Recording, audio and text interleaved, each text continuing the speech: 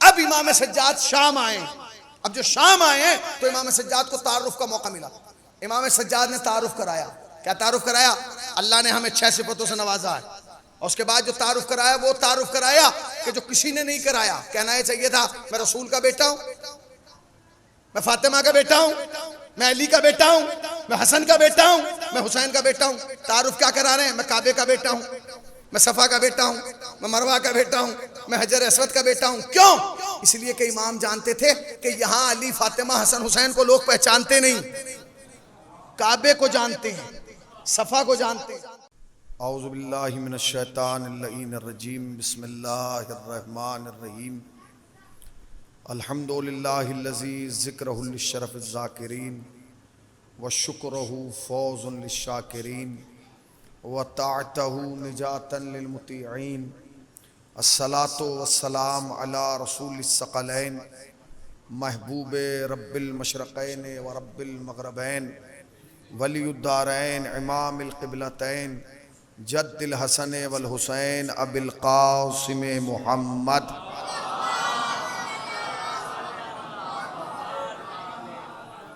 अम्मा बाद फ़क़त क़ालल्लाहु हक़ सुब्हानहु तबारक व तआला व क़ौलुहुल हक़। बिस्मिल्लाहिर्रहमानिर्रहीम।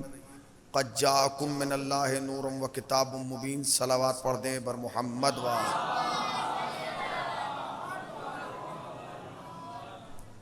इंतहाई वाजिबुल एहतराम अज़ादारान सय्यिदुश्शुहदा और मातमदारान मज़लूम करबला, सफ़ीर अज़ा जनाब आमिर हसन आमिर के ख़ानवादे की जानिब से मुनक़्क़िद होने वाली ये सालाना मजलिस अज़ा बसिलसिला शहादत ज़ैनुल आबिदीन सैयद सज्जाद अली इब्न हुसैन मुनक़्क़िद की गई है और हम और आप जमा हुए हैं इनके दावतनामे पर। चूँकि इनका हुक्म था हम सब यहाँ हाजिर हुए हैं। क्या वजह है कि जहाँ भी मजलिस हुसैन मुनक़्क़िद की जाती है हम लोग अपने आराम को छोड़कर, अपनी इस्तराहत को छोड़कर, अपने सुकून को छोड़कर लंबे लंबे सफ़र कर कर मजलिस अज़ा में शिरकत करते हैं, जुलूस में शिरकत करते हैं, शब्बेदारियों में शिरकत करते हैं, अज़ादारी में शिरकत करते हैं, मातमदारी में शिरकत करते हैं। इसलिए शिरकत करते हैं ताकि दुनिया को पता चल जाए कि हुसैन ना कल अकेला था, हुसैन ना आज अकेला है। देखिए, चूँकि आज की जो तारीख़ है ये बड़ी हसास तारीख़ है। आज की तारीख़ वो तारीख़ नहीं है कि जिसमें कोई भी फ़ज़ाइल आपको सुना दिए जाएं और आप सुन के चले जाएं। चूँकि एक तारीख़ मंसूब है एक इमाम से, लिहाजा कोशिश की जाएगी कि जहाँ तक हो सके उसी इमाम के कमालात, फ़जीलत, अज़मत, शान, मर्तबा, वक़ार आपकी खिदमत में बयान किया जाए। कुरान मजीद की जिस आय करीमा को तिलावत किया गया है, एक एक फ़र्द बशर की मुझे तवज्जो चाहिए।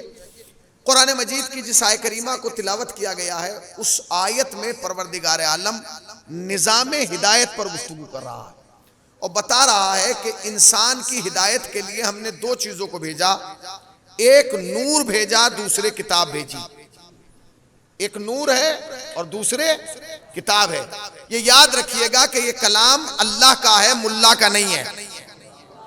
अल्लाह के कलाम में और मुल्ला के कलाम में एक फ़र्क यह है कि जो अल्फाज जहां रख दिया गया अल्लाह के कलाम में वो हटाया नहीं जाएगा, और मुल्ला के कलाम में अल्फाज बदले जाते हैं, नशिस्त व बर्खास्त में तब्दीलियां होती रहती हैं, मगर अल्लाह के कलाम में जो है जो रख दिया गया क़यामत तक वो वहीं जाएगा।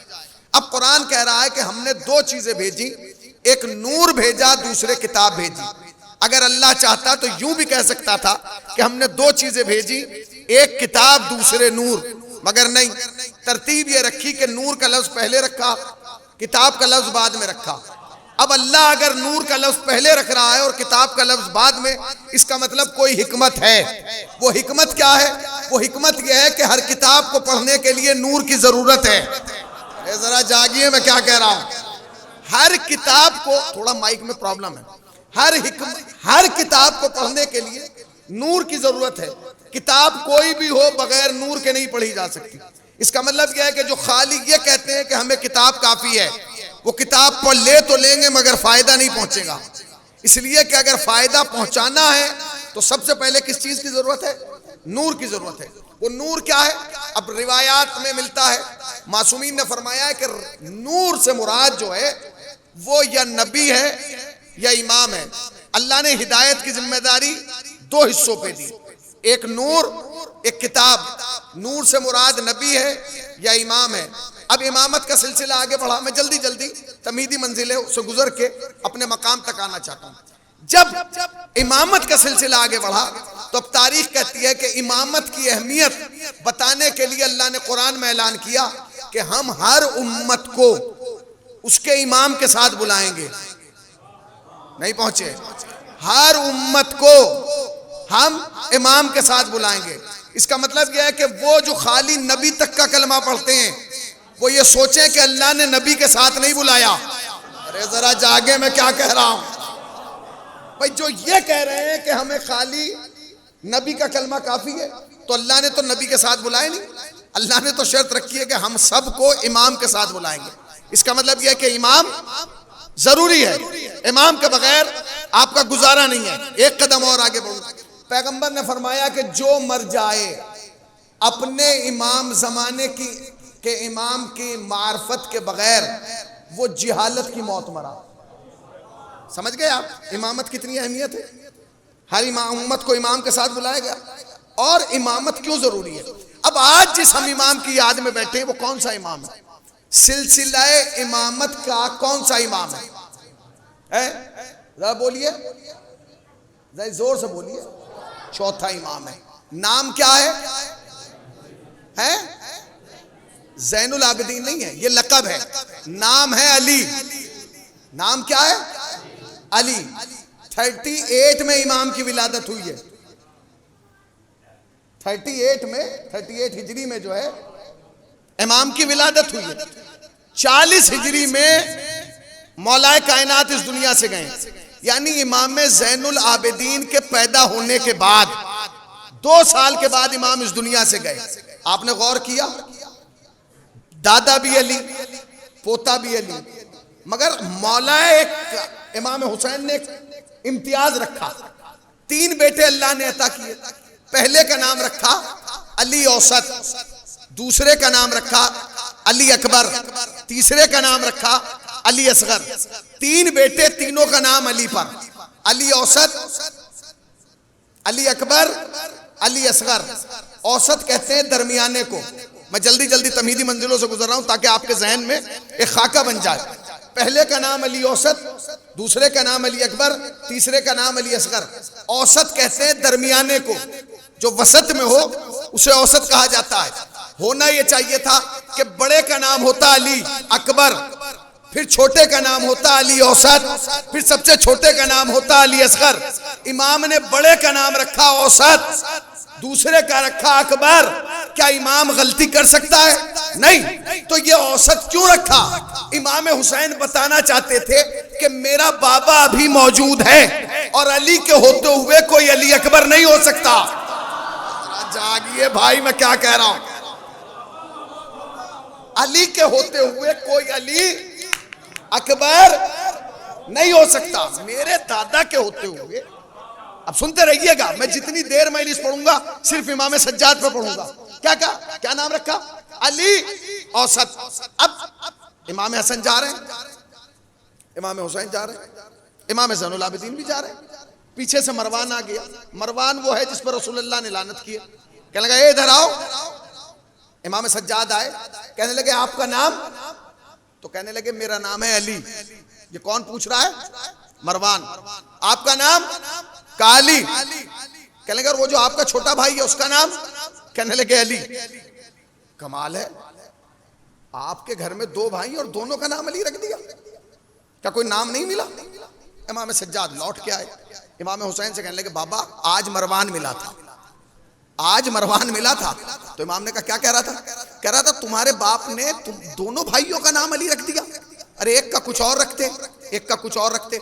इमाम ने कहा आप जब मिले तो उससे कहना कि अभी तो 2 मिले हैं, अगर 100 भी अल्लाह देगा तो सबका नाम अली रखूंगा। पता नहीं कहां बैठे हैं, जरा जागिए, सुनते रहिएगा। अभी अब जो इमाम का जुमला है वो सुनिए। क्या क्या? अभी तो 2 दिए हैं, अगर अल्लाह 100 भी देगा तो सबका नाम जरा जोर से बोलो अली रखूंगा।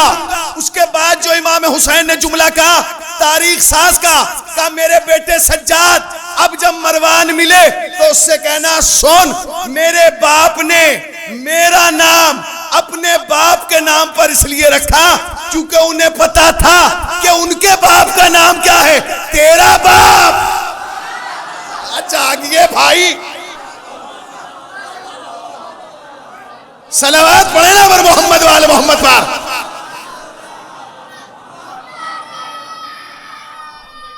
बिखर के नहीं मिलके।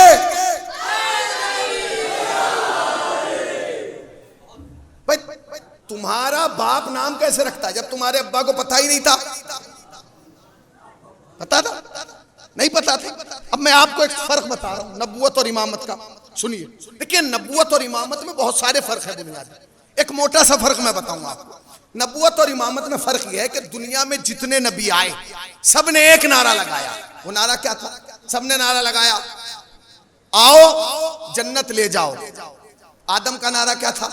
आओ जन्नत ले जाओ। नूह का नारा क्या था? आओ जन्नत ले जाओ। इब्राहिम का नारा क्या था? आओ जन्नत ले जाओ। ईसा का नारा क्या था? आओ जन्नत ले जाओ। मूसा का नारा क्या था?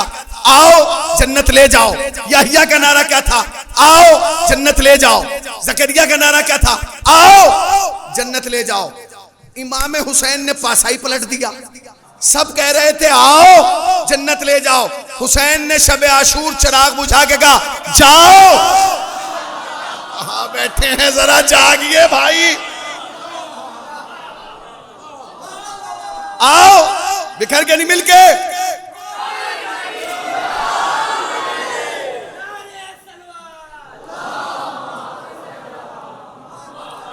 आओ जन्नत ले जाओ। इमाम हुसैन ने क्या कहा? जाओ। पता नहीं कहां बैठे।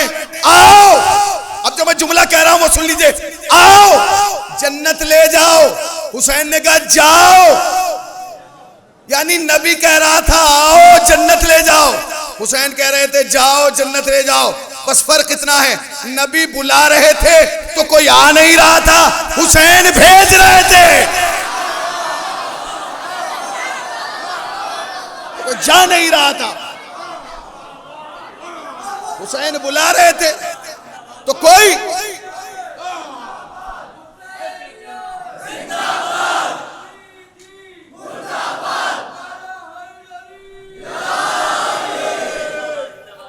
हुसैन नबी बुला रहे थे तो कोई आ नहीं रहा था, हुसैन भेज रहे थे तो कोई। अच्छा खाली हुसैन ने भेजा, मैं मौजू से नहीं हटूंगा, खाली हुसैन ने नहीं भेजा, इमाम ज़ैनुल आबिदीन ने भी भेजा, कोई गया ही नहीं। साहबी का नाम है अबू खालिद काबुली, काबुल अफगानिस्तान में।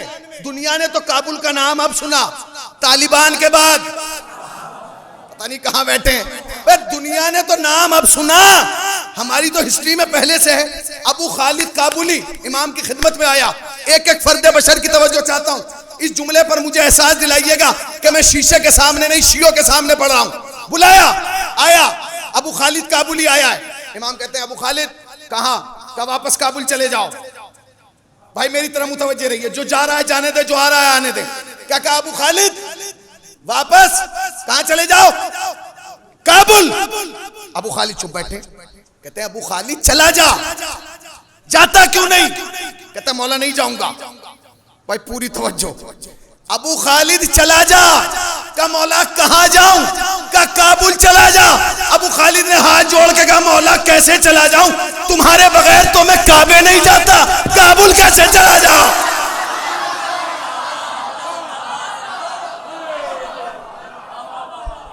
तुम्हारे बगैर तो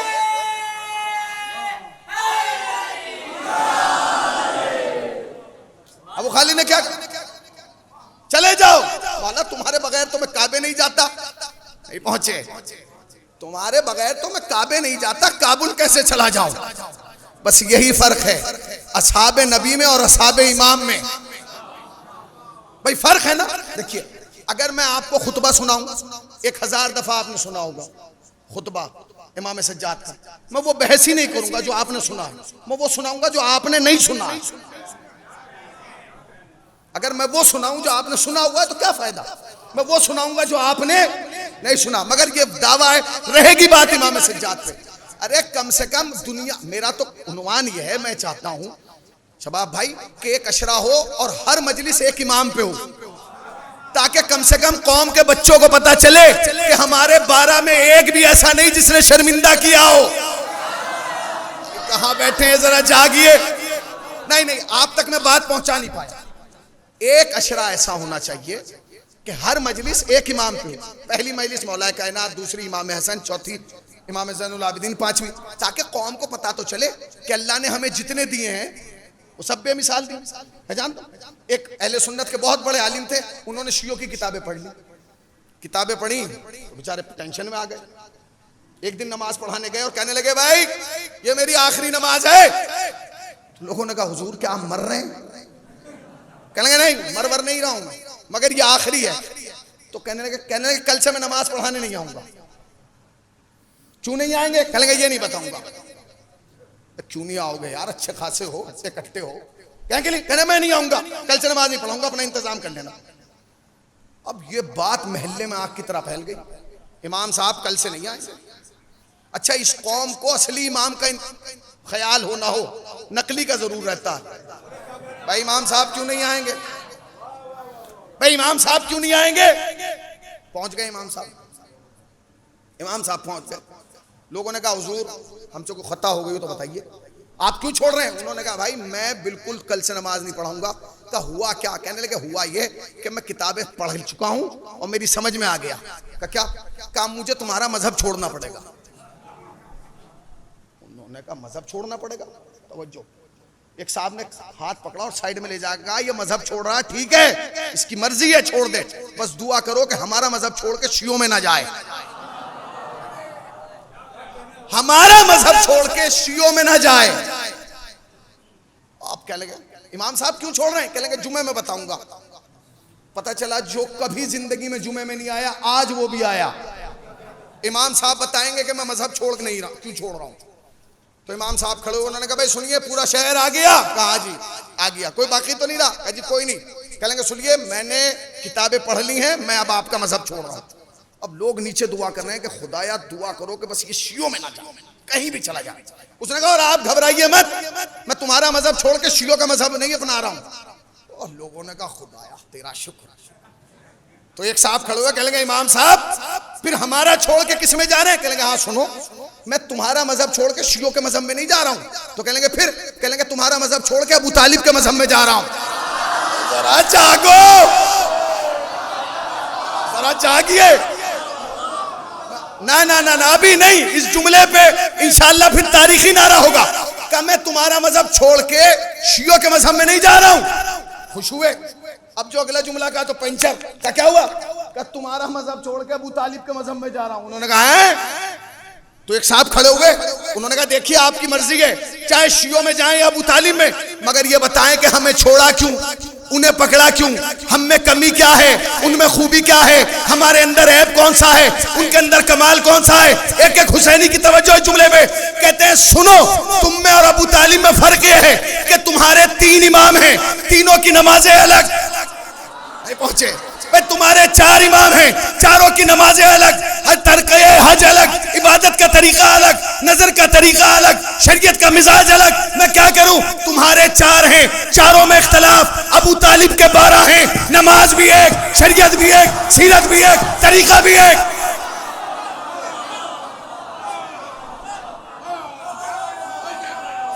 तुम्हारा एक है।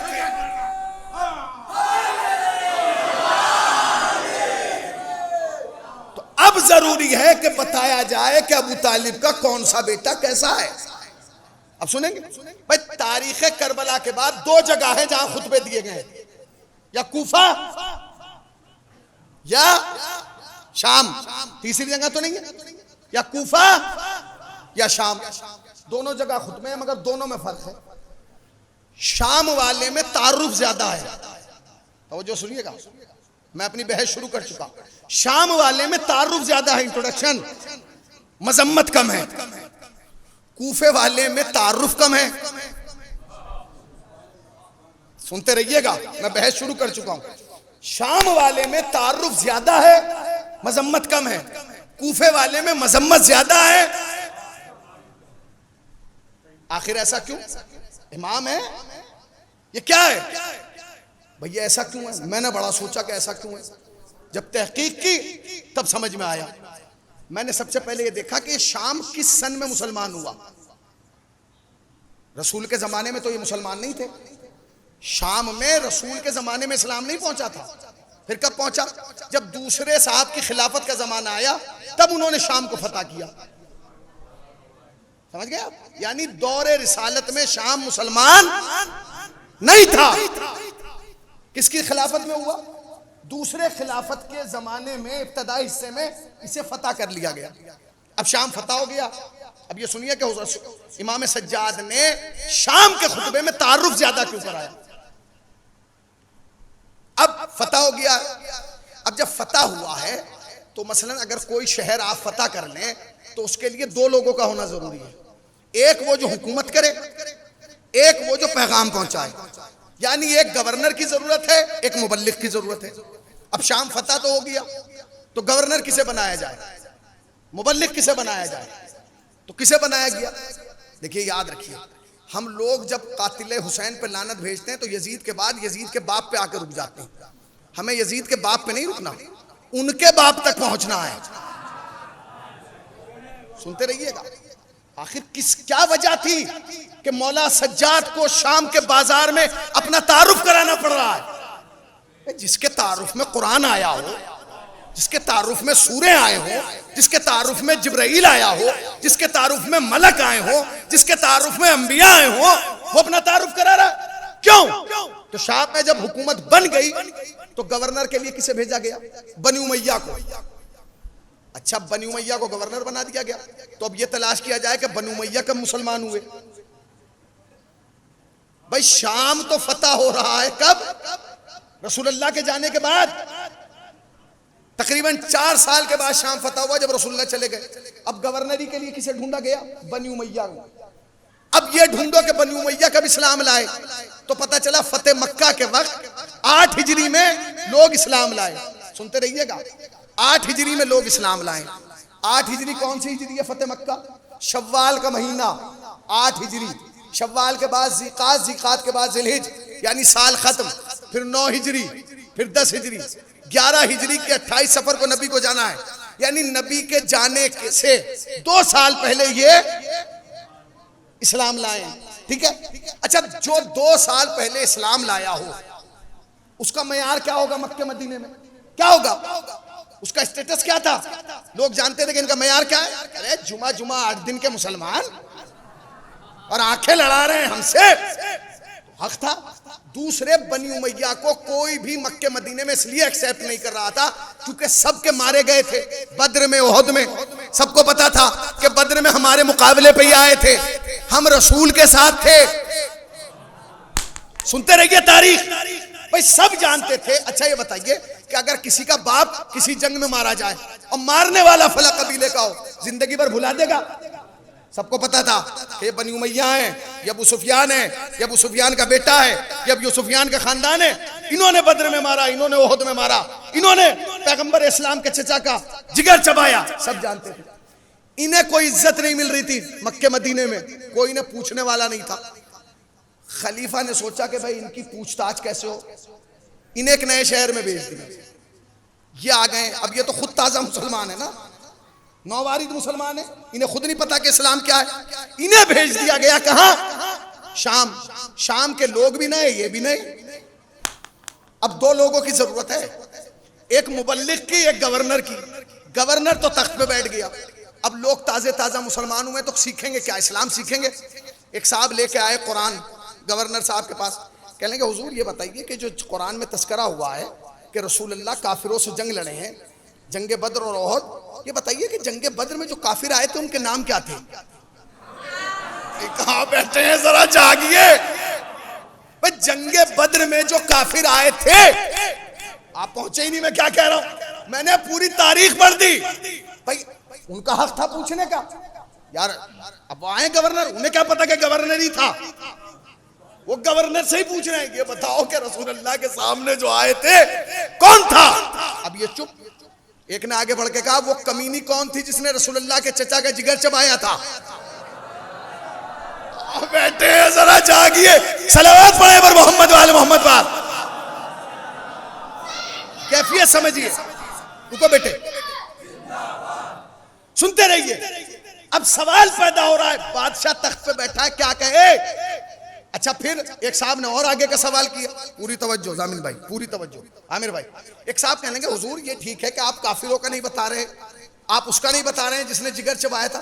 ये बताइए, कुरान जो कह रहा है कि मोहम्मद को छोड़ के लोग काफिर भाग गए, वो भागने वाले कौन थे। अब बादशाह कैसे बताए कि जिगर चबाने वाले शाम में हैं और भागने वाले मदीने में।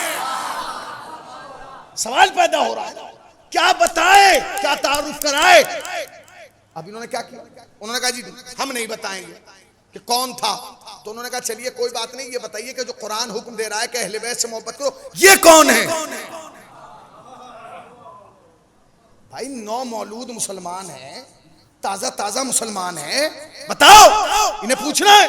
अब ये कैसे बताएं कि वो भी मदीने में है, अली है, फातिमा है, हसन है। तो अब तारीख कहती है कि इन्होंने जहां भी अहले बैत का तारुफ कराया, वो अपना तारुफ कराया कि हम अहले बैत में से हैं। चूंकि हमारा और उनका खानदान ऊपर जाके एक हो जाता है, लिहाजा हम अहले बैत में से। ना मौला कायनात का तारुफ कराया, ना इमाम हसन का तारुफ कराया, ना इमाम हुसैन का तारुफ कराया, ना शहजादी का तारुफ कराया, बल्कि अपना तारुफ कराया कि हम अहले बैत में हैं। तारीख कहती है कि जब तारुफ नहीं हुआ तो फिर वो लोग, वो जो चंद अफराद थे कि जब शाम में इमाम सज्जाद पहुंचे तो चंद लोगों ने पहचाना जब इमाम सज्जाद ने तारुफ कराया। वो कैसे आए, वो तो थे ही नहीं, उनको तो हुकूमत ने तारुफ कराया नहीं था। वो सुनिए वो कैसे पैदा हुए। जब तीसरी खिलाफत आई और जनाब अबू जर ने अल-ऐलान हुकूमत के खिलाफ बोलना शुरू कर दिया, जहां खड़े होते थे कहते थे हक तुम्हारा नहीं है, हक अली का है, तुमने अली का हक छीन के अपने आप को बिठाया है। हुकूमत परेशान हो गई, उन्होंने कहा कुछ भी हो इसे यहां से निकाल दिया जाए। जनाब अबूजर को शाम भेज दिया गया। शाम में कोई अबूजर को नहीं पहचानता है, ना मौला कायनात को पहचानता है। अबूजर को जब मिलते हैं लोग, अबूजर का काम क्या था, पहले खाली मदीने वाले पे तबर्रा करते थे, शाम में पहुंचे तो उस पर भी शुरू कर दिया। अब लोगों ने कहा भाई तुम ना इन्हें मानते हो ना उन्हें मानते हो, तो किसे मानते हो। तो उन्होंने कहा सुनो, ये घर के बाहर वाले हैं, मैं घर के अंदर वालों को मानता हूं। क्या मतलब, मैं अली को मानता हूं, हसन को मानता हूं, हुसैन को मानता हूं, ये कौन है। अब अबूजर ने तारुफ कराया। अब शाम के बादशाह को एहसास हुआ कि अगर ये यहां ज्यादा दिन रुक गए तो हमारी हुकूमत का तख्ता उलट देंगे। खत लिखा, भाई ये आपने कौन सी मुसीबत हमारे यहां भेज दी, ये तुमने अपनी मुसीबत हमारे से डाल दी, ये हमारा ही बेड़ा गर्क करने पर तुले, इन्हें वापस बुलाओ। जनाब अबूजर वापस आ गए। पहला तारुफ जो शाम में अहले बैत का कराया वो जनाब अबूजर ने कराया। दूसरा तारुफ किसने कराया, हुकूमत की तरफ से ऐलान नहीं हुआ, शाम के लोग तो वही जानते थे ना जो हुकूमत बता रही थी। अब दूसरा तारुफ किसने कराया वो भी सुनिए। आपने एक वाकया सुना होगा कि एक शख्स शाम से आया है मदीने में, और जैसे उसे पता चला कि ये इमाम हसन है तो उसने सबको शितम करना शुरू कर दी, गालियां देना शुरू की, बुरा भला कहना शुरू किया। इमाम हसन आगे बढ़े, जवानों तुम्हारे लिए पैगाम है। इमाम हसन ने आगे बढ़ के कहा भूखा है खाना खिला दूं, बेलिबास है लिबास दे दूं, बेघर है घर दे दूं, बेजर है जर दे दूं। इमाम ने क्यों कहा, इमाम ने कयामत तक गाली देने वाले की पहचान बता दी कि जो भूखा होगा वही गाली देगा, जो शिकम शेर होगा वो गाली नहीं देगा, जो पेट का भी खाली हो और दिमाग का भी खाली हो वो बेलिबास गाली देगा। काफिर। अब इमाम हसन मुस्कुरा रहे। उसने कहा आपको गुस्सा नहीं आया, इमाम ने कहा नहीं आया। अब जो इमाम ने उसके सामने गुफ्तगू करना शुरू की तो उसने हाथ जोड़ के कहा हसन जब आया था तुमसे ज्यादा किसी का बुग़्ज़ लेके नहीं आया था, अब जा रहा हूं तुमसे ज्यादा किसी की मोहब्बत। पहला शख्स जनाब अबूजर थे, दूसरे शख्स ये था जिसने शाम में जाके कहा। अब लोग गए अब ये वापस शाम पहुंचा। जब शाम पहुंचा तो लोगों ने इससे आके कहा, भाई मदीने गए थे, क्या हुआ? उसने कहा, अली का बेटा हसन मिला था।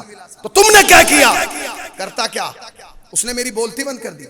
क्या क्यों गालियां दी है तुम्हारे मुकाबले पे? क्या नहीं, मैं गालियां देता जा रहा था, वो अखलाक दिखाता जा रहा था। ये दूसरा आदमी था जिसने तारुफ कराया अहले बैत अलैहिस्सलाम का। कहां? शाम में। कितने? सिर्फ 2 तारुफ। हुकूमत का क्या ऐलान था? हुकूमत का ऐलान क्या था? अच्छा, हुकूमत का ऐलान ये कि इनका तारुफ ना कराया जाए। दूसरा जुल्म सुनिए, दूसरा जुल्म क्या? दूसरा जुल्म यह है कि हमारे जितने इमामों को इमामत मिली वो उस वक्त मिली कि जब घर में एक जनाजा था। अली को इमामत मिली तो रसूल का जनाजा था, हसन को इमामत मिली तो अली का जनाजा था, हुसैन को इमामत मिली तो हसन का जनाजा था। इमामत की फहरिस्त का वाहिद इमाम है कि जिसे इमामत उस वक्त मिल रही है जब घर में 72 जनाजे हैं। काम है, मैं मसाइब नहीं पढ़ रहा हूं। ऐसे सख्त वक्त में, ऐसे मरहले में इमाम सज्जाद को इमामत मिल रही है। ऐसा सख्त वक्त है और आपको मनसब इमामत दिया जा रहा है और इमाम सज्जाद उसे कबूल कर रहे हैं।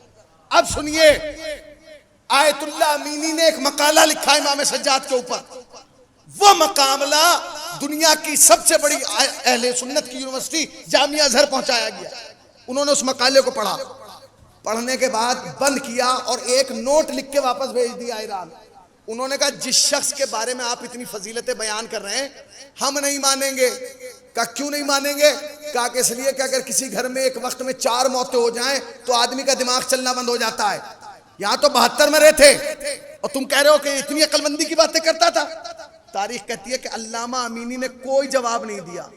एक लिफाफा मंगाया और सहीफा कामिला उसमें डाल दिया और भेज दिया। अब जो जामिया अजहर के वाइस चांसलर ने किताब खोली और एक दुआ को पढ़ा, जवाब में खत लिख के भेजता है कि सुनो, अमीनी जो तुमने बताया था वो कम है, ज़ैनुल आबिदीन कहीं से ज्यादा है। क्या क्यों? क्या ज़ैनुल आबिदीन ने अपनी एक दुआ में 2 ऐसी बातों के जवाब दिए जो ना ज़ैनुल आबिदीन से पहले किसी ने दिए, ना ज़ैनुल आबिदीन के बाद कोई देगा। क्या? का एक सवाल ये था कि अल्लाह जालिम क्यों नहीं है? सैयद सज्जाद ने अपनी दुआ में बताया कि अल्लाह जालिम क्यों नहीं है। क्या क्यों? का सैयद सज्जाद कहता है कि जालिम वो होता है कि जो बुज़दिल हो, जो कमजोर हो। अल्लाह जालिम इसलिए नहीं है क्योंकि अल्लाह कमजोर नहीं है। सैयद सज्जाद ने ये जुमला कह के कयामत तक के जालिमों का तारुफ करा दिया कि हर दौर का जालिम बुज़दिल होगा, बहादुर नहीं होगा। दूसरा जुमला जो सैयद सज्जाद ने लिखा वो भी तारीख साज था। कहते हैं कि दूसरा सवाल ये कि हर इंसान अपना बदला लेने के लिए जल्दी करता है। आपके साथ किसी ने धोखा किया, आपको बदला जल्दी लेना है। इनके साथ चीटिंग की, बदला जल्दी लेना है। इनके घर में कत्ल कर दिया, बदला जल्दी लेना है। कहते हैं अल्लाह वाहिद है जो कभी इंतकाम लेने में जल्दी नहीं करता, रस्सी ढीली करता रहता है, मौका देता रहता है। चलता जा, दौड़ता जा। कहने लगे आज तक हमें इसका जवाब नहीं मिला था। सैयद सज्जाद ने जवाब दिया कि जल्दी इंतकाम लेने में वो करता है जिसे डर हो कि मेरी हुकूमत से भाग ना जाए। नहीं पहुंचे। जल्दी वो करता है कि जो खौफजदा हो कि कहीं मेरी हुकूमत से तुम भाग ना जाओ, खबरदार मेरी हुकूमत से तुम फरार नहीं कर सकते। तो ये इमाम सज्जाद की कैफियत थी। अब इमाम सज्जाद शाम आए। अब जो शाम आए हैं तो इमाम सज्जाद को तारुफ का मौका मिला। इमाम सज्जाद ने तारुफ कराया। क्या तारुफ कराया? अल्लाह ने हमें 6 सिफतों से नवाजा है और उसके बाद जो तारुफ कराया वो तारुफ कराया कि जो किसी ने नहीं कराया। कहना ये चाहिए था मैं रसूल का बेटा हूं, मैं फातिमा का बेटा हूं, मैं अली का बेटा हूं, मैं हसन का बेटा हूं, मैं हुसैन का बेटा हूं। तारुफ क्या करा रहे हैं? मैं काबे का बेटा हूं, मैं सफा का बेटा हूं, मैं मरवा का बेटा हूं, मैं हजर असवद का बेटा हूं। क्यों? इसलिए कि इमाम जानते थे कि यहां अली, फातिमा, हसन, हुसैन को लोग पहचानते नहीं, काबे को जानते हैं, सफा को जानते हैं, मरवा को पहचानते हैं। लिहाजा तारुफ का जरिया वही बनाया जाए। सुनते रहिएगा, तारुफ का जरिया वही बनाया जाए। इमाम ने वही तारुफ बनाया और उसी के जरिए कराया। बरखिलाफ जब कूफे में पहुंचे तो कूफे में मजम्मत ज्यादा की। क्यों? इसलिए कि कूफे में मौलाए कायनात 4 साल रह चुके थे। कूफे वाले जानते थे कि अली क्या है, हसन क्या है, हुसैन क्या है, ज़ैनुल आबिदीन क्या है। इनकी मजम्मत इसलिए की चूंकि ये जानते थे, मगर इन्होंने कयाम नहीं किया। समझा? ये जानते थे मगर इन्होंने कयाम नहीं किया। इमाम ने कहा कि नहीं, तुम्हारी मजम्मत होगी, वहां तारुफ होगा। अब सुनिए तारुफ जो कराया इमाम ने, वो कैफियत सुनिए। आप जानते हैं, आप पूरे कुरान मजीद में लफ्ज आबिदीन 3 मरतबा आया है। कितनी मरतबा? 3 मरतबा। पूरे कुरान में लफ्ज साजिदीन 5 मरतबा आया है, मगर लफ्ज साजिदीन आया है, आबिदीन आया है, सैयदुस साजिदीन नहीं आया, ज़ैनुल आबिदीन नहीं आया। शेख सदूक लिखते हैं कि जिस रोज कयामत बर्पा होगी, सारे सालेहीन, आबिदीन, साजिदीन, नबी, रसूल, औलिया, इमाम सब बैठे होंगे और आवाज आएगी, कौन है जो ज़ैनुल आबिदीन है। पूरे महशर पे एक सुकूत तारी होगा। उस वक्त मेरा ये बेटा खड़ा होके कहेगा, अना ज़ैनुल आबिदीन, मैं ज़ैनुल आबिदीन। ये कौन है? ये कौन है? ये इमाम सज्जाद हैं। अब सुनिए, हम क्या समझते हैं? इमाम सज्जाद मजलूम है, इमाम सज्जाद लाचार है, इमाम सज्जाद कुछ कर नहीं सकते। सुनिए, जिस वक्त कूफे के बाजार से काफिला गुजर रहा है, एक शख्स इमाम के करीब आया, दौड़ा हुआ, इमाम के कदमों से लिपट गया। उसने 2 जुमले कहे, मौला या तो मुझे साथ लेके चलिए या मुझे इजाजत दें कि मैं खुदकुशी कर लूं, मर जाऊं। इमाम ने कहा, ना मैं तुझे साथ ले जा सकता हूं, ना तुझे इजाजत दे सकता हूं, तो तुम मर जा। तो कहा मेरे हक में दुआ कर देंगे, मैं मर जाऊं? कहा दुआ भी नहीं करूंगा। क्यों मरना चाहता है? उसने कहा इतना मकरूज हो गया कि अब जिंदगी भर भी अगर जीऊं तो ये कर्जा उतर नहीं सकता। क्या करूं जी के? 2 सूरतें, या तो मैं मर जाऊं ताकि लोग कर्जा भूल जाएं, या मैं शहर छोड़ दूं। इमाम ने कहा नहीं। तो कहने लगा, फिर मौला आप कुछ कीजिए कि कर्जा भी उतर जाए और जिंदगी भी रह जाए। सुनिएगा, कर्जा भी उतर जाए और जिंदगी भी रह जाए। अब जो इमाम ने जुमला कहा ना, रूह कांप गई। कहते हैं, सुन, जब मेरा ऊंट अपना पांव उठाए तो उसके नीचे की खाक उठाना और जितना खजाना चाहिए ले जाना। तुमने गौर नहीं किया। जब मेरा ऊंट अपना पांव उठाए, आपने गौर नहीं सुना, फिर सुन लीजिए, जब पांव उठाए उसकी खाक हटाना और नीचे से चाहे जितना खजाना है ले जाना। तेरा कर्ज भी उतर जाएगा, तेरी जिंदगी भी गुजर जाएगी और तेरी जिंदगी भी बन जाएगी। मौला का जुमला है, फिर सुन लीजिए, जब मेरा ऊंट, मेरा नाका पांव उठाए तो नाके के पांव के नीचे से। आपने गौर नहीं किया, इमाम ने ये नहीं कहा मेरे पांव के नीचे से,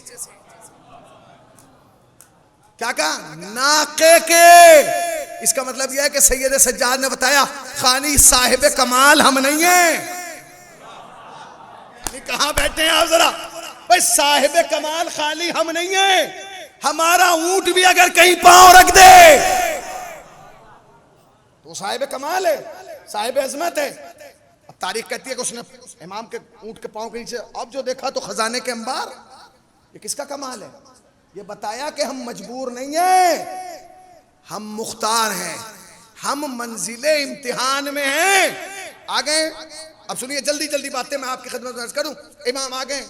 जब आए तो हुकूमत को इतना खौफ है कि इमाम को रहने नहीं दे रहे हैं मदीने में, मदीने के बाहर छोड़ दिया। इमाम अपने खानवादे के 300 फैमिलियां लेके, बल्कि 350 फैमिलियां लेके मदीने के बाहर आ गए। अच्छा, 350 फैमिलियां तो इमाम की थी, 100 फैमिलियां वो थी कि जो इमाम के चाहने वालों की थी, अंसार की थी, मानने वालों की थी, प्यार करने वालों की थी। इमाम उनकी भी फैमिलियां ले आए। तारीख कहती है कि इमाम ने एक बाग लगाया जिसमें 500 दरख्त बोए। कितने? 500। और तारीख कहती है कि हर दरख्त के नीचे इमाम रोज 2 रकअत नमाज पढ़ते थे। 500 दरख्त के नीचे पढ़े तो कितनी हो गई? बोलिए, 1000। करबला के बाद जुल्म रुका नहीं, सुनते रहिए। करबला के बाद तारीख कहती है कि 3 दिन के लिए मदीने को हलाल करार दिया गया। अब जो मदीने को हलाल करार दिया गया तो 3 दिन तक मस्जिद नबवी में घोड़े बंधे, 4000 खवातीन की हतके हुर्मत की गई, उनकी इज्जत पामाल की गई। अब जब इज्जत पामाल की गई, अब ये बताइए कि मदीने में औरतें कौन हैं? साहबा की बेटियां, साहबा की पोतियां, साहबा के घर की खवातीन, उनकी इज्जत लूटी जा रही थी। लुटवाने वाला कौन था? अबू सुफियान का पोता। कौन था? अबू सुफियान का पोता। तारीख कहती है कि अब जब लोग अपनी इज्जत बचा ना सके तो अब खवातीन ने दौड़ना शुरू किया और कहां आई? उस बाग में जिसमें इमाम रहते थे, और गुजारिश की, मौला हमारी आबरू बचा लीजिए। इमाम सज्जाद बाहर निकले, जो सिपाही पीछे आए उन्हें देख के बस एक जुमला कहा और तारीख बना दी। कहा अब जिन कदमों से आए हो उन्हीं से वापस चले जाओ। और अगला जुमला तारीख साज था, कहने लगे सुनो, मुझे हुसैन बना रहने दो, अब्बास बनने पर मजबूर। मुझे हुसैन बना रहने दो, अब्बास बनने पर मजबूर ना करो। इमाम ने खाली जुमला नहीं कहा, अपना तारुफ करा दिया कि सुनो, अबू सुफियान का पोता वो है जो इज्जतें लूट रहा है, अली का पोता वो है जो इज्जतें बचा रहा है। सलावत पढ़े ना मोहम्मद वाले मोहम्मद वाले।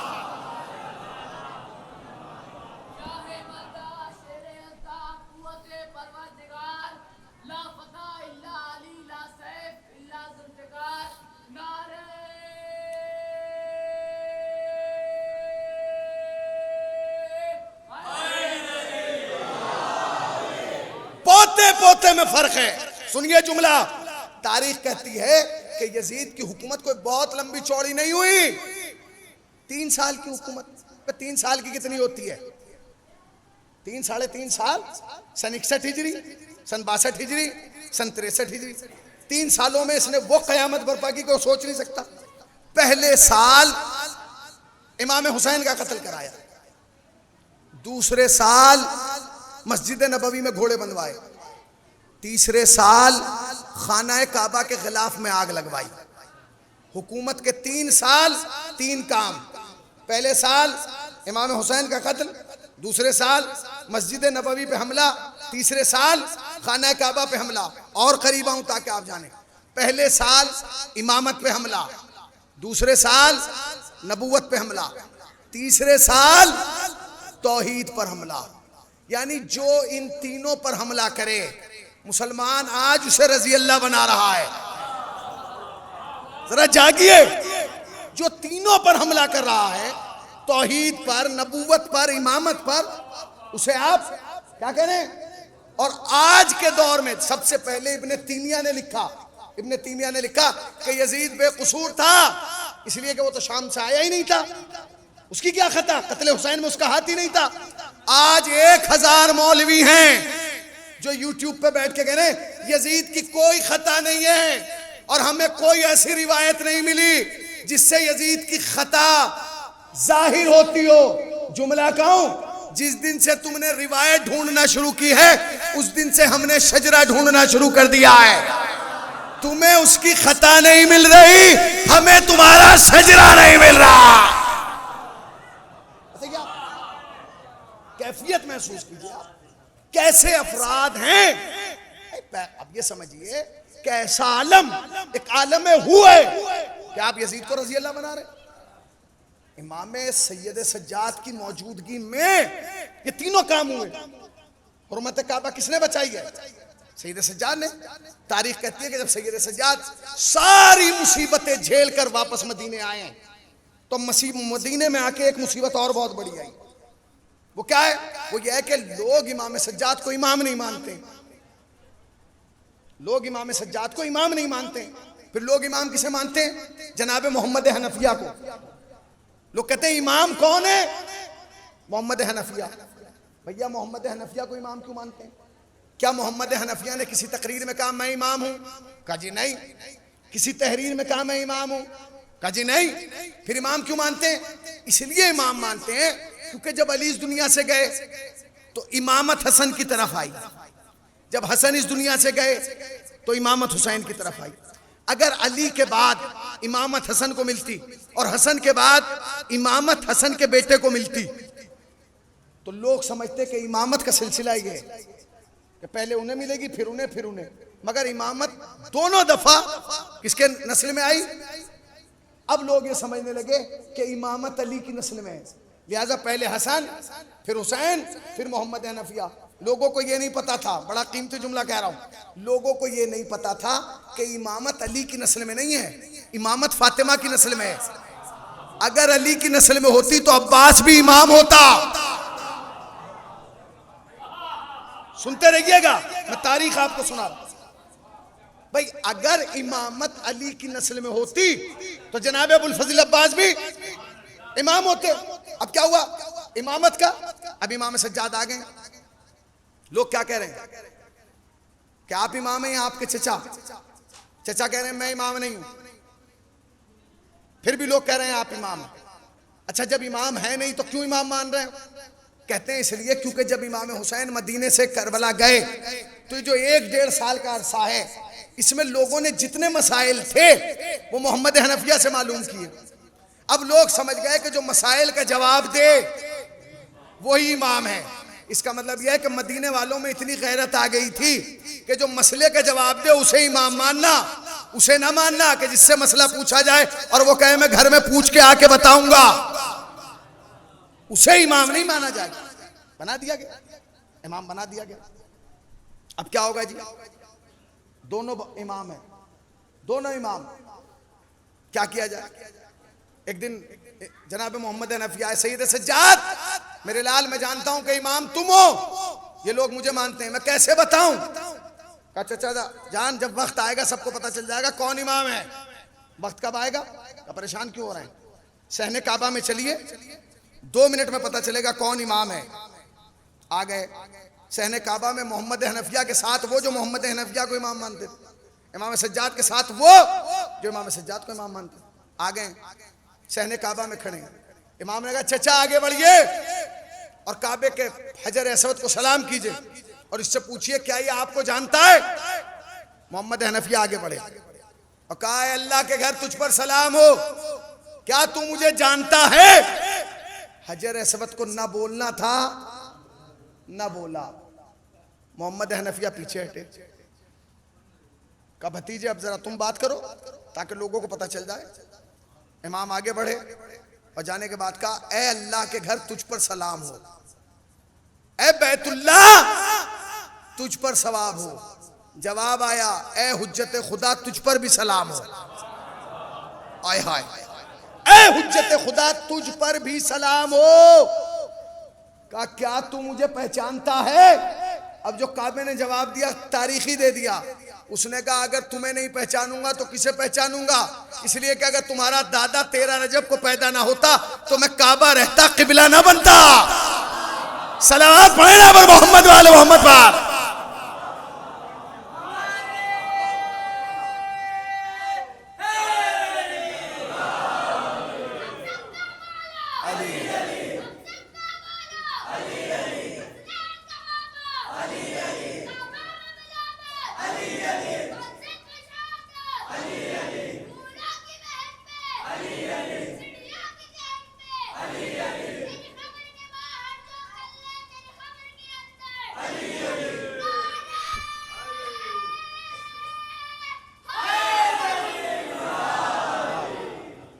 क्या कहा?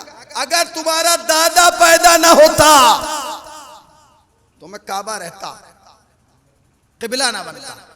इसका मतलब ये काबे को भी पता है कि काबे को किबला किसने बनाया है। हाँ, किबला को नहीं पता। कहां बैठे? काबे को पता है कि काबा किबला क्यों बना है, किबला को नहीं पता कि काबा किबला कैसे बना है। तो जरूरत इस बात की है कि किबला को बताया जाए कि काबा किबला क्यों बना। समझ रहे हैं ना मैं क्या कह रहा हूं? समझ रहे हैं? अब सुनिए, आप 2 जुमले और सुनिए आगे। तो ये क्या है? ये इमाम सज्जाद है, याद रखिएगा। मुसीबतों, इमाम सज्जाद के बचपन के वाकयात ज़्यादा नहीं मिलते हैं तारीख में। क्यों नहीं मिलते?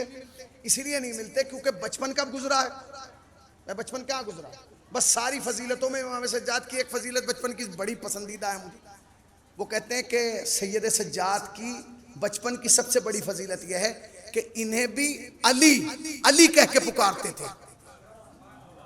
नहीं पहुंचे, जिसे अली अली कह के पुकारे उसे सैयद सज्जाद कहते हैं, उसे ज़ैनुल आबिदीन कहते हैं। ज्यादा बचपन के वाकयात क्यों नहीं मिलते? क्योंकि याद रखिएगा, जब घर में 4 बड़ी पर्सनैलिटीज हो ना तो बच्चे पे कोई ध्यान ही नहीं देता। जिस जमाने में इमाम सज्जाद पैदा हुए हैं वो आले मोहम्मद अलैहिस्सलाम का क्रीम टाइम था कूफे में। अब्बास, मोहम्मद हनफिया, हसन, हुसैन, तो तारीख के कैमरे उन्हें फोकस करेंगे, इस बच्चे को फोकस करेंगे। बस एक वाकया मिलता है, बस एक, वो भी इब्राहिम का, कि इब्राहिम कहते हैं कि मैं हज पे जा रहा था, मैंने देखा कि एक छोटा सा बच्चा पैदल जा रहा है, तो मैंने अपना ऊंट रोका। अब मैं हज पे जा रहा हूं, वो बच्चा पैदल जा रहा है, कोई सामान भी नहीं। मैंने रोक के कहा, है बच्चे तुम कहां जा रहे हो? तो उस बच्चे ने मुस्कुरा के कहा कि इब्राहिम मैं खुदा से मुलाकात के लिए जा रहा हूं। इब्राहिम कहता है पहले तो ये बताओ कि तुम्हें मेरा नाम कैसे मालूम है? कि जब तारुफ कराऊंगा तो नाम भी पता चल जाएगा। कि ये बताओ तुम्हें मेरा नाम किसने बताया? कि तू अपना अगला सवाल कर। तो कहने लगे तुम्हारा सामान कहाँ है? कहने लगे मेरा तकवा मेरा सामान है। आपकी सवारी कहाँ है? कहने लगे मेरे पांव मेरे सवारी है। कहते हैं इब्राहिम मैं परेशान रहा कि दुनिया काबे में हज करने जाती है, ये मुलाकात करने जा रहा है। फिर मैं समझा कि मुलाकात करने वाले और हैं, चक्कर काटने वाले कौन है? ये इमाम सज्जाद है, ये ज़ैनुल आबिदीन है, ये वो है जिसे इमामत 72 जनाजों पे मिली है। कैफियत महसूस कीजिए ना आप भाई, इस कैफियत को महसूस कीजिए। ये देखिए कि जिसकी इमामत की पहली रात शाम गरीबा हो, क्या होगा उस इमाम से, क्या कैफियत होगी? कौन उसकी मुसीबतों का हिसाब लगा सकता है? शाम गरीबा, और आपको हुकूमत मिल रही है, आपको इख्तिदार मिल रहा है, आपको सल्तनत मिल रही है, आपको इमामत मिल रही है, मगर तारीख क्या कहती है? याद रखिएगा, एक ऐसा जुमला है जो रूह को कांपने पर मजबूर कर देता। चलिए लाशें आदमी बर्दाश्त कर लेगा, मगर उसी वक्त कि जब आपको इमामत मिल रही हो, मनसब दिया जा रहा, उसी वक्त आपके घर की खवातीन की चादर छीनी जा रही, किस कैफियत से मनसब कबूल करेगा आदमी? कलेजा नहीं है। अगर ऐसे वक्त में किसी को मनसब दिया जाने लगे, वो मना कर देगा मुझे मनसब की जरूरत नहीं। मगर चूंकि आप इमाम हैं, हुज्जत खुदा है,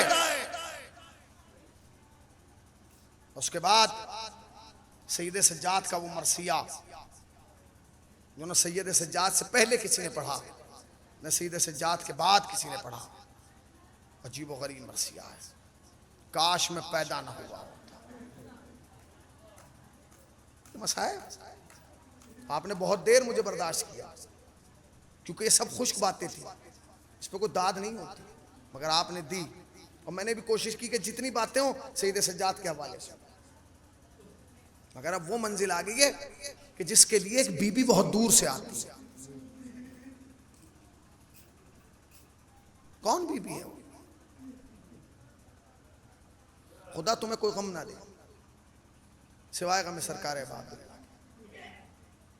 पुरसा देने आए हो ना, ये सोच कर रोना कि आज उसे रो रहे हो जो 40 साल खून रोया है।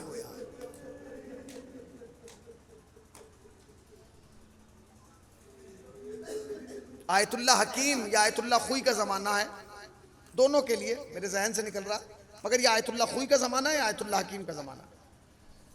एक शख्स आयतुल्लाह खुई के घर में आया, कहने लगा आगा कल मेरे घर में मजलिस थी। तो कहा क्या हुआ? का पड़ोसी ने आके मेरी मजलिस पे इश्काल शुबा किया, इश्काल वारिद किया।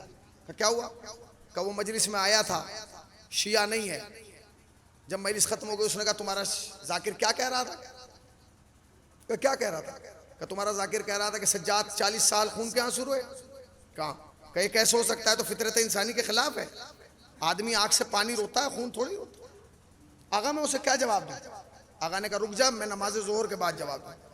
आपने अपने गुलाम को बुलाया, कहते जा मद्दाह को लेकर आ। ईरान में जो मसाइब पढ़ता है उसे मद्दाह कहा जाता है। मद्दाह को बुलाया, नमाज तमाम हुई, आगा खुई ने कहा जा मसाइब पढ़। उसने मसाइब पढ़े। आगा खुई ने आंखों पर रुमाल रखा। जब रुमाल रख लिया उसके बाद बंद किया। जब बंद किया तो उसे बुला के कहते हैं जब तेरे सवाल का जवाब इसमें है और उसे घर जाके खोलना। अब जो उसने घर जाके खोला तो क्या देखा? उसमें खून के 2 कतरे थे। वो चीख मार के रोया कि जब बरसों के बाद नायब इमाम ऐसे रो रहा है।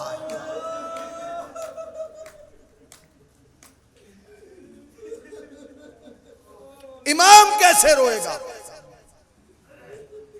मौला तुम्हें कोई गम ना दे सिवाय गम सरकार अबाब। अभी तुम्हें पूरी रात पुरसा देना है, पूरी रात गिरिया करना है, पूरी रात आंसू बहाना है। जानते हैं कैफियत? सुनिए आप सैयद सज्जाद की कैफियत सुनेंगे तो तुम्हें एहसास होगा कि सैयद सज्जाद कितने मजलूम हैं। हम कब रोते हैं? जब कोई मसाइब पढ़ता है तब रोते हैं ना। जब कोई कहता है अकबर के बर्छी लगी तो हम चीख मार के रोते हैं। कासिम का लाशा पामाल हुआ हम रोते हैं। अकबर शहीद हो गए हम रोते हैं। हुसैन मारे गए हम रोते हैं। जानते हो मिंबर की कसम, इस अलम की कसम, करबला के बाद सज्जाद को मसाइब की जरूरत नहीं थी। कोई जवान जाता तो देख के कहते वाह अकबरा।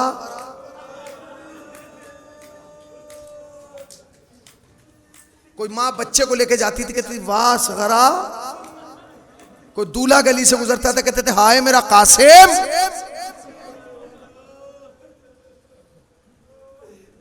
कैफियत क्या थी? साहिब मालियो सिप्तैन ने अजीब गरीब जुमला लिखा। कहते हैं सैयद सज्जाद की हालत ये हो गई थी कि अगर गली से कोई कसाई कसाब दुम्बा लेके गुजरता था तो आप पूछते थे क्या इसे ज़बह करेगा? वो कहता था हाँ मौला मैं ज़बह ही करूँगा। तो कहते क्या इसे पानी पिलाएगा? वो कहता मौला हम पहले पानी पिलाते हैं फिर ज़बह करते हैं।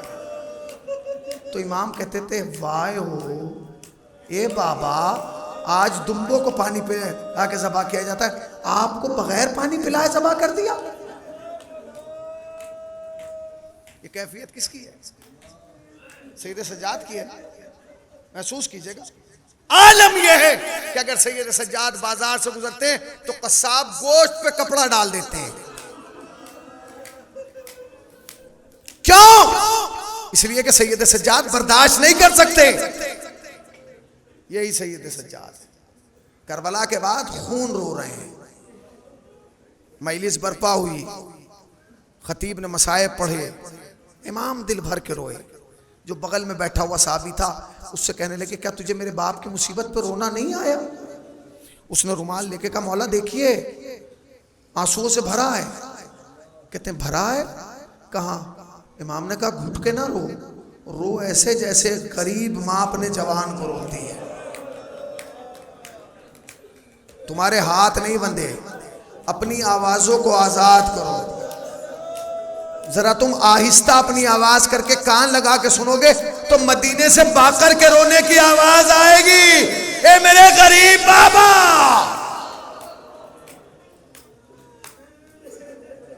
ए मेरे मजलूम बाबा, ए बाबा आप पे मुसीबतों के पहाड़ टूट गए। ए बाबा आप पे वो मुसीबतें पड़ी जिसका वो सुनेंगे। ये कैफियत है। अब आप 2 जुमले सुनिए ताकि आप इस कैफियत को महसूस करेंगे।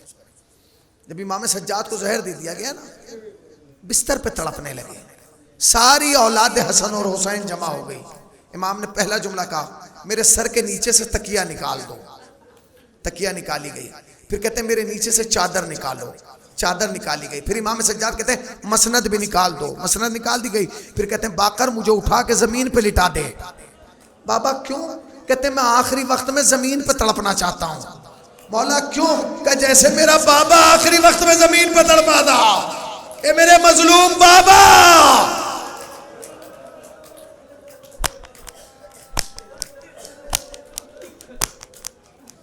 मौला तुम्हें कोई गम ना दे सिवाय गम सरकार है बाबा। 4 जनाजे ऐसे जिन्हें गुस्ल देने वाले चीख मार के रोए हैं।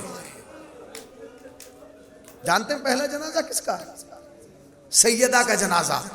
अली गुस्ल दे रहे थे, चीख मार के रोए। सलमान ने कहा मौला चीख क्यों मार के रो रहे हैं? कहते हैं इसलिए सैयदा की पसली टूट गई, मुझसे नहीं बताया। दूसरा जनाजा सकीना का जनाजा, ज़ैनब गुस्ल दे रही थी, चीख मार के रोई। सज्जाद ने कहा फूफी क्यों रो रही है? कहा मेरे लाल मैं कुर्ता उतारना चाहती हूं, कुर्ते के साथ खाल। मौला तुम्हें कोई गम ना दे सिवाय गम सरकार बाबदिल्ला के, रोने में कोताही ना करना। आज की रात रोने की रात है। आज उसे रो रहे हो जो खून के आंसू रोया है। आज उसे रोना है कि जो बाजारों में रोया है, जो दरबारों में रोया है। सुनेंगे तीसरा जनाजा, 7वें इमाम का जनाजा, इमाम मूसी काजिम।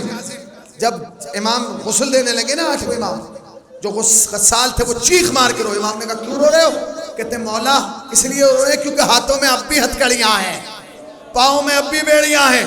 और चौथा जनाजा तुम्हारे चौथे इमाम का, जब बाकिर गुस्ल देने लगे चीख मार के रोए। मौला क्यों रो रहे? कब मैंने जो अपने बाबा की कमर देखी आज भी ऐसा लगता है जैसे ताजियानों के निशान।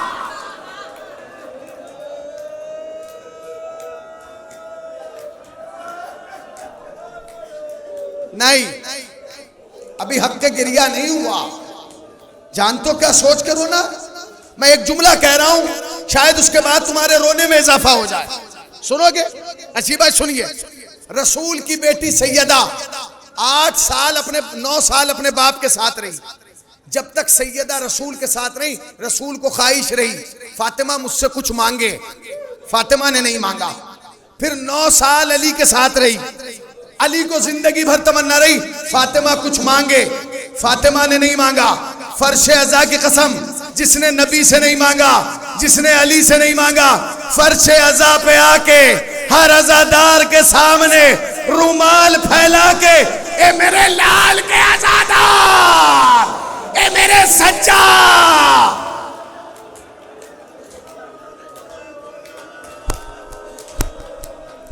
रोने में कोताही ना हो।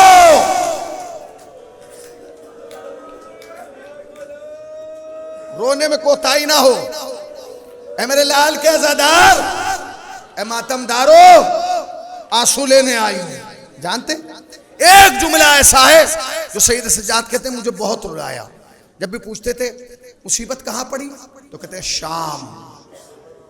शाम मैंने बताया शाम में तारुफ नहीं था सैयद सज्जाद का, तारुफ नहीं था, लोग पहचानते नहीं थे। कहते मौला वो कौन सी मुसीबत थी? कहते एक मुसीबत रोज मुझ पे पड़ती थी, एक मुसीबत का पहाड़ मुझ पे रोज टूटता था। मौला वो कौन सी मुसीबत थी? कहते जब शाम होती थी सकीना अपनी जगह से उठती थी, मेरे करीब आके मेरा दामन पकड़ के कहती थी भैया ये परिंदे कहाँ जा रहे हैं? मैं कहता था सकीना अपने घर जा रहे हैं। सकीना मेरे आबा का दामन पकड़ के कहती थी भैया मैं कब घर जाऊंगी? मैं क्या जवाब दूं? सकीना हम सब घर जाएंगे, तू घर ना जाएगा। भाई एक जुमला सुन लीजिए और मजलिस रहमत तमाम, ताकि आपको एहसास हो कि सैयद सज्जाद कितने मजलूम हैं। एक दिन शाम के जिंदान में जब आधी रात ढल गई ना, सकीना अपनी जगह से उठी और उठ के जिंदान के उस कोने में आई जहां मिट्टी के ढेले पे सैयद सज्जाद सर रख के सो रहे थे। करीब आई, अपनी नन्ही नन्ही उंगलियां भाई की जुल्फों में डाली। अब जो जुल्फे डली सैयद सज्जाद ने आंखें खोली, सकीना को बैठे हुए देखा, उठे। कहते सकीना तुम? हाँ बहन। कहते बहन मुझे बुला लिया होता, तुम क्यों आ गई? सकीना छोटी है मगर जवाब बढ़ा दिया। कहती भैया बुला लेती अगर बहन बन के आती। सुन लिया तुमने जुमला? भैया बुला लेती अगर बहन बन के आती। फिर सकीना कहते हैं आज मैं बहन बन के नहीं आई, सवाली बन के आई हूं, कुछ मांगना चाहती हूं। सैयद सज्जाद को ख्याल आया, कहते सकीना आधी रात हो गई, क्या तुम सोई नहीं थी? जो साहिबाने औलाद है वो मुझे माफ करें इस जुमले पर। कहते सकीना 3.5 साल की बहन है ना, 24 साल का भाई है। कहते सकीना ये बताओ आधी रात हो गई, क्या तुम सोई नहीं थी? सकीना ने कहा भाई एक बात बताऊं? कहा बताओ। कहती भैया बता दूं? कहा बताओ। कहा भाई बताऊं? सज्जाद ने कहा बताओ। कहते फिर भैया सुनो, मैं शाम गरीबा के बाद कभी सोई नहीं, तुम्हारे हाथ नहीं बंधे, अपने रुखसारों पर पुरसा दे लो और कलेजे पे हाथ मार के कहो वाह गुर्बता। भैया अब सुनोगे जुमला क्यों? भैया मैं शाम गरीबा के बाद सोई नहीं। सैयद सज्जाद ने कहा सकीना क्यों नहीं सुनी सोई? सुनोगे जुमला? कहती भैया मैं कैसे सोती, जब भी आंख बंद करती थी ऐसा लगता था शिमर तमाचे मारने आ रहा हो।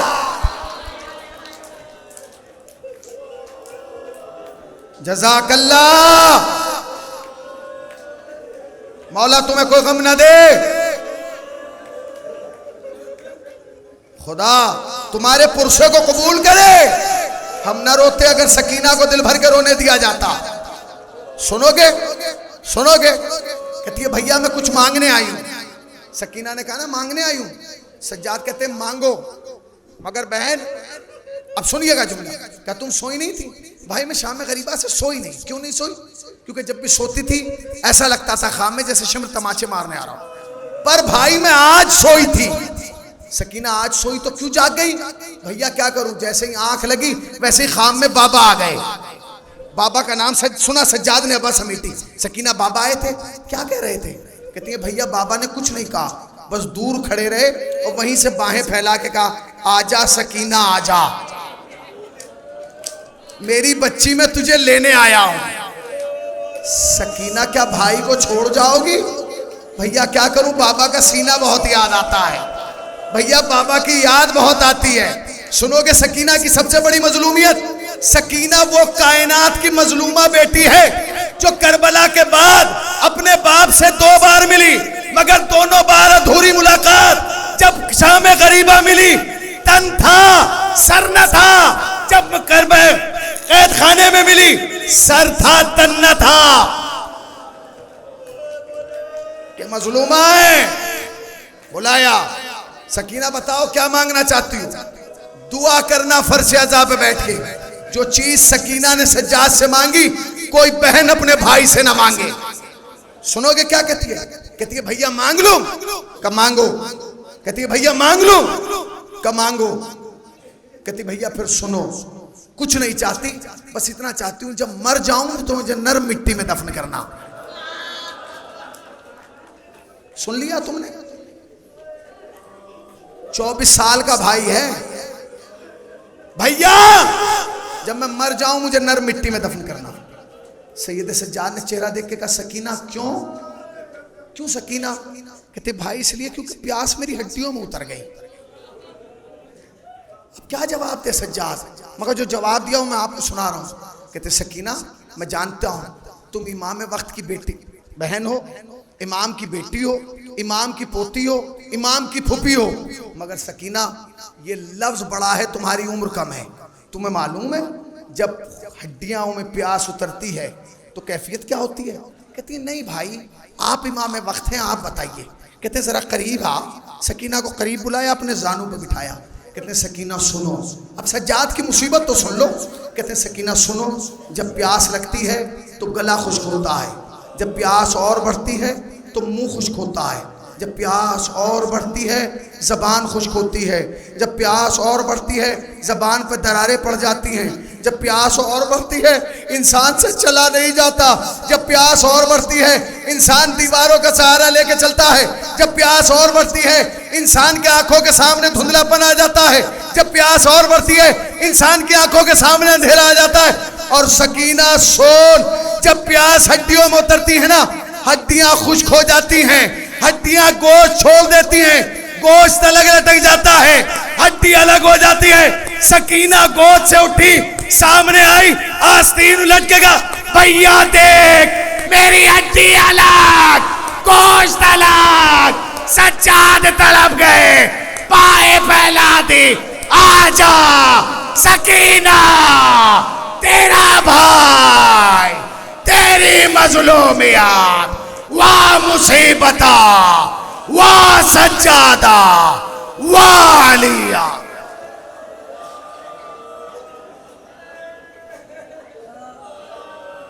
सयाअलमुल लज़ी ज़लम अय्यामुल क़लम।